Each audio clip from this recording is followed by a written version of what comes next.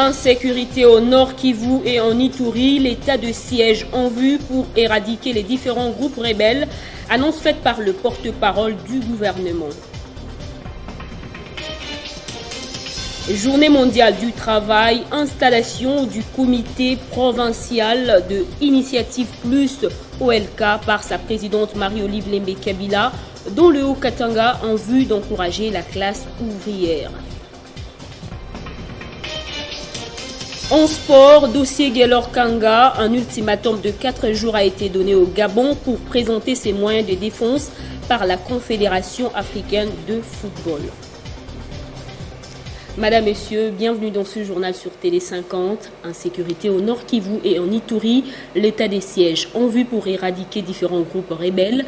Une décision prise par le chef de l'État, Félix Tshisekedi, après une rencontre avec le président de 2 chambres du Parlement. Son annonce a été faite à l'issue du premier conseil des ministres du gouvernement Sama par le ministre de la Communication et des Médias, Patrick Mouyaya. Au regard de la gravité de la situation, particulièrement dans certaines provinces de l'Est de la République démocratique du Congo, le président de la République, chef de l'État, commandant suprême de forces armées de la République démocratique du Congo et de la police nationale congolaise, a informé le Conseil de ministres de sa décision de proclamer, conformément à l'article 85 de la Constitution, un état de siège dans les provinces du Nord Kivu et de l'Ituri, et ce, après concertation avec le Premier ministre et les 2 présidents de chambre du Parlement, Conseil supérieur de la défense entendu. Une ordonnance présidentielle sanctionnant cette décision sera rendue publique dans les prochaines heures. L'objectif poursuivi est de mettre rapidement fin à l'insécurité qui décime quotidiennement nos compatriotes de cette partie du pays. Le Conseil de ministres en a pris acte. À Lubumbashi, le Premier ministre Jean-Michel Sama a expliqué les missions assignées à son gouvernement et a sollicité l'accompagnement de tous dans le Haut-Katanga pour relever ce défi. C'était juste après son arrivée dans la ville cuprifère. Au regard des situations récurrentes d'insécurité dans le Haut-Katanga, le chef du gouvernement est à Lubumbashi pour une visite de travail avec les autorités locales sur des questions relatives à la paix et à la sécurité, l'une des priorités des actions de son gouvernement. Se confiant à la presse locale, le Premier ministre a d'entrée de jeu évoqué la toute première réunion du Conseil des ministres au cours de laquelle le président de la République a donné aux membres du gouvernement des orientations claires. La visite que j'effectue ce jour fait suite à une série de séances de travail que nous avons commencé à Kinshasa. Car comme vous le savez, ce matin, nous avons eu un conseil de ministres. C'était le premier conseil de ministres de mon gouvernement après son investiture au Parlement. Et nous avons profité de cette occasion-là pour remercier encore le chef de l'État pour notre nomination au poste de Premier ministre, mais surtout pour la nomination de tous les filles et fils congolaises et congolais dans le gouvernement à leurs fonctions respectives. Il nous a été rappelé les missions prioritaires qui nous avaient été données, à savoir la paix, la sécurité, la santé, l'enseignement et le développement à la base. Et tout ceci, bien sûr, demande des moyens. Et c'est pour cela que nous allons initier certaines réformes pour avoir les moyens de notre politique. Le nouveau locataire de la primature a par ailleurs rappelé l'action prioritaire de son équipe gouvernementale. Durant son séjour à Lubumbashi, le Premier ministre entend lancer aussi un appel au soutien total du gouvernement de l'Union sacrée de la nation. Il faut signaler que c'est la toute première visite du Premier ministre Sama Lukonde dans le Haut-Katanga depuis sa nomination par le chef de l'État. De l'aéroport de la Loano, Sama Lukonde est passé par la place de la Poste où une foule nombreuse l'attendait. Le Premier ministre était accompagné des ministres d'État Christian Mwando, du plan, Kainda Adel, cellule du portefeuille, ainsi que des ministres Konde Serge, des Sports et Loisirs, Olivier Mwenze de l'Énergie, de PTT Antique et la vice-ministre de la Santé, Kilumba Véronique.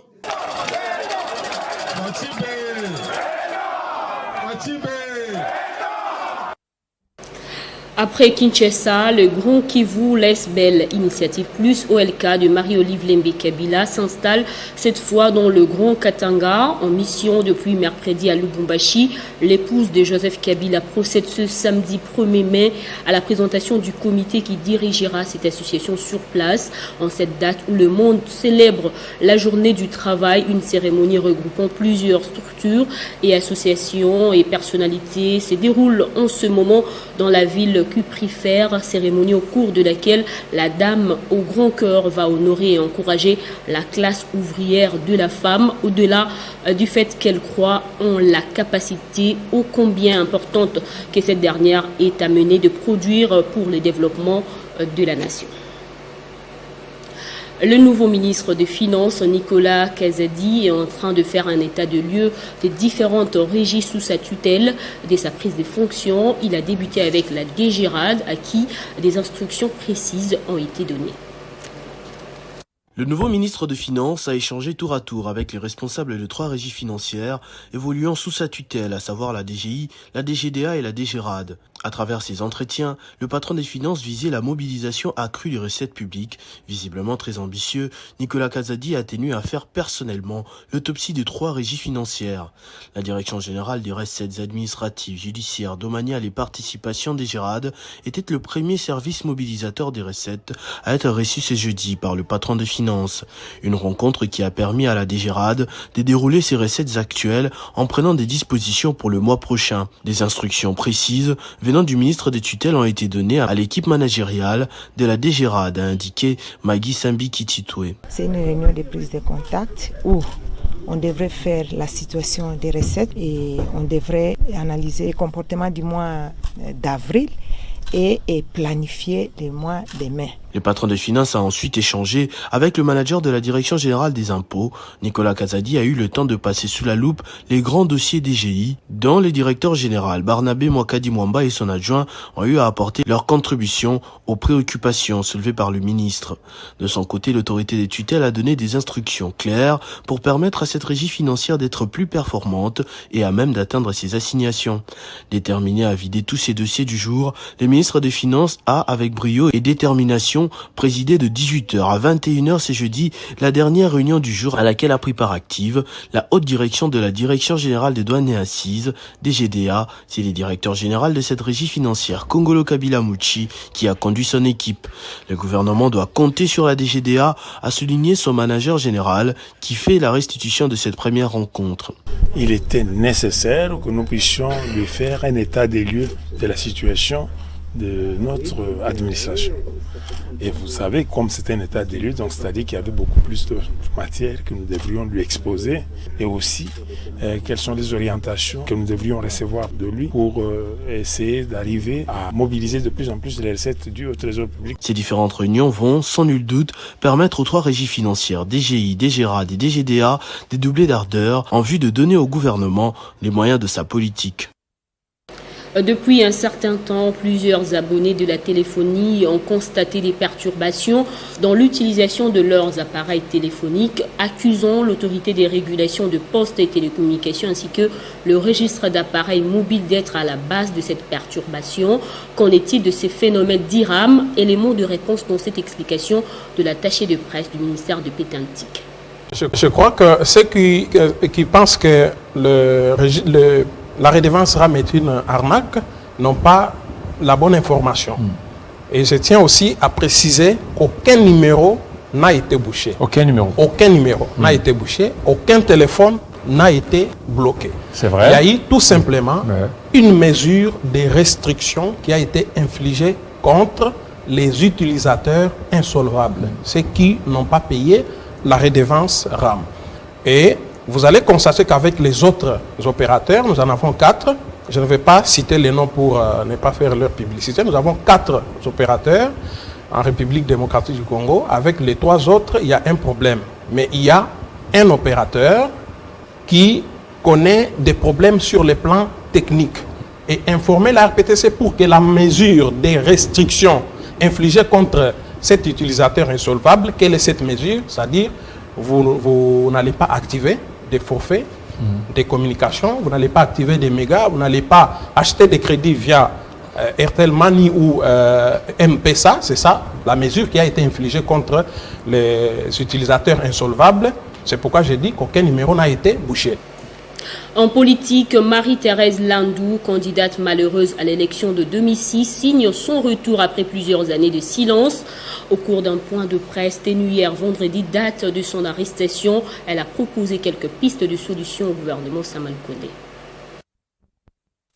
L'ex-candidate au scrutin présidentiel de 2006, Marie-Thérèse Landou, compte s'inscrire dans la reconstruction de la République démocratique du Congo après 14 ans d'exil. Elle a fait cette déclaration lors d'un point de presse tenu dans la commune de Mongafula à l'occasion du 13e anniversaire de son acquittement qui, selon elle, traduit l'avènement d'un véritable état de droit. Elle a dit faire confiance au président de la République, Félix-Antoine Tshisekedi, pour faire cesser l'impunité afin que les citoyens aient une vie paisible et ainsi continuer ensemble au redressement du pays.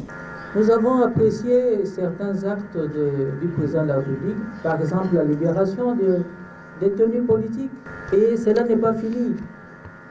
Pendant que lui est peut-être quelque part, mais il y a des gens aussi qui continuent à arrêter au nom du président sans l'avoir ordonné. Il est bon de vérifier, de contrôler toute arrestation arbitraire. L'état des droits, c'est aussi la paix dans l'âme. Nous avons besoin de cette paix-là. Quant aux questions de développement, Marie-Thérèse Landou a exhorté les privés et les acteurs économiques congolais à participer à la construction du pays en investissant des fonds pour apporter des solutions aux problèmes liés entre autres à l'eau potable, à l'électricité, à l'insalubrité et à la protection de l'environnement ou le changement climatique. En rentrant au pays, j'ai une seule envie, c'est de m'inscrire dans la reconstruction de la République. Béni, Loubero, jusqu'à ce jour, il n'y a pas de paix. C'est des morts, c'est des souffrances. Cela devrait cesser. Nous avons l'armée qui peut démonter, faire la chasse à ces ADF et autres groupes armés. Par exemple, un des projets très importants, c'est par exemple protéger les fonds de l'État. Et nous avons l'expertise. Il suffit qu'on fasse appel, simplement. Nous verrons le changement. Nous sommes pour le changement. Mais avec des gens bien, des vrais. Et demain, si il y a un autre gouvernement qui veut se former, nous devons savoir qui est qui. Au Tchad, l'opposant Yaya Dillo Djerou sort de son silence et conteste le pouvoir du Conseil militaire de transition. L'homme dont la candidature à la dernière présidentielle a été rejetée appelle à la mise en place d'un dialogue inclusif.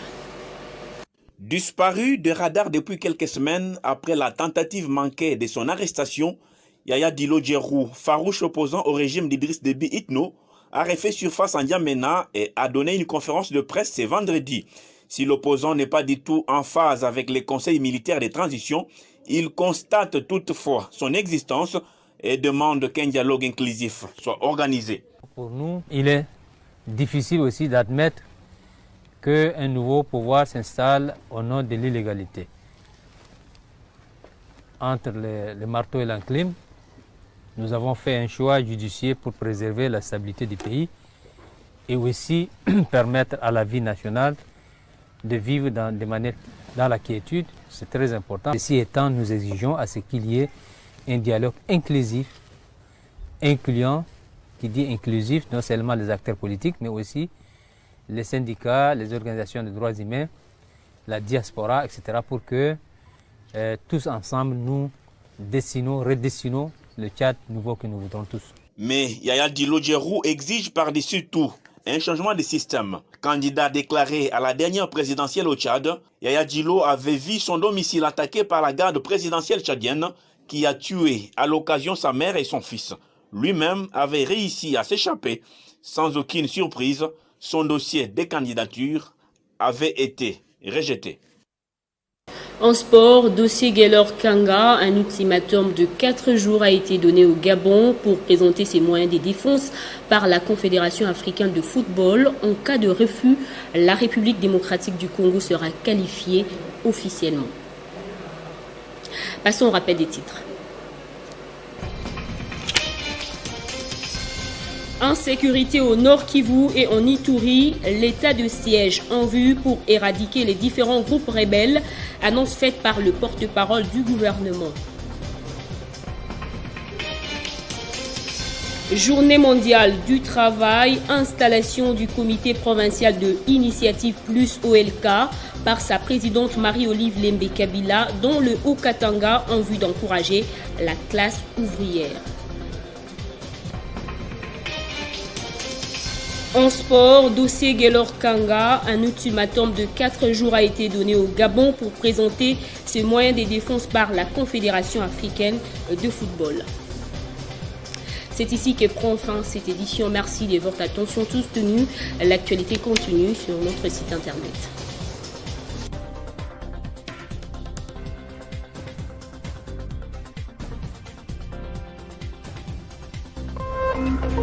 Téléchargez les infos Télé 50 sur www.tele50.cd.